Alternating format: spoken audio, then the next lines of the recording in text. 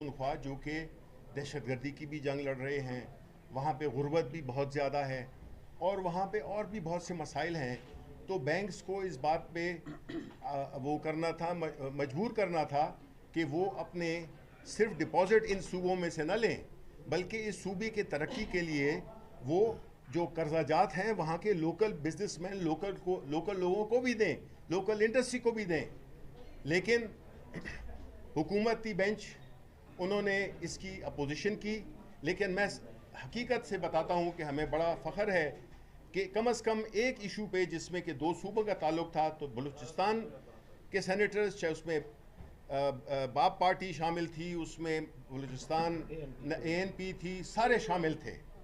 जो कि आम तौर पे हमारे साथ नहीं होते। और उस तरफ से इवन MKM की एक सेनेटर्स दो थी जो उन्होंने कि सपोर्ट किया हमारे बिल को, और हमारे वोट्स ज़्यादा थे, तो ये हो जाना था। लेकिन आपको याद हो कि जिस तरह जुम्मे के दिन जब हम पीका का लॉ वो अपना रेजोल्यूशन पास करना चाहते थे, तो उस दिन भी पार्लिमानी वजीर उसने कोरम को पॉइंट आउट कर दिया। इसी तरह आज भी जो गिनती हुई उसका ऐलान डिप्टी चेयरमैन ने नहीं किया, क्योंकि इससे नज़र आता है, इसलिए हम बार बार कहते हैं कि जो लोग अवाम के हकीकी नुमाइंदे नहीं होते वो अवाम की बेहतरी में कभी फैसले नहीं करेंगे। और ये एक क्लासिक एग्जाम्पल है कि जो फॉर्म 47 के लोग पार्लियामान में बैठे हुए हैं वो अवाम की बेहतरी के लिए कभी भी अब कोई लेजिस्लेशन नहीं होने देंगे। आज ये कई दफ़ा साबित हुए और आज भी ये साबित हो गया। और आखिरी बात, इसके बाद मेरे साथी बात करेंगे, वो ये है कि ये जो आज जिस तरीके से रवैया डिप्टी चेयरमैन का था, जिसने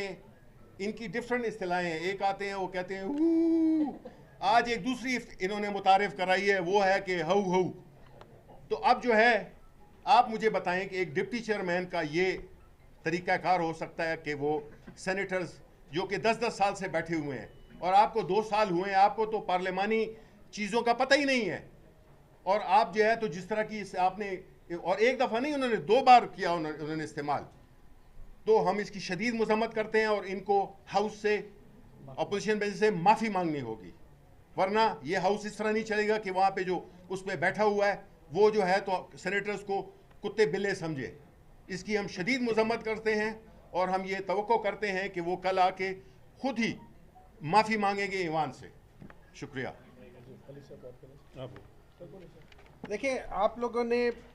देखा है कि आज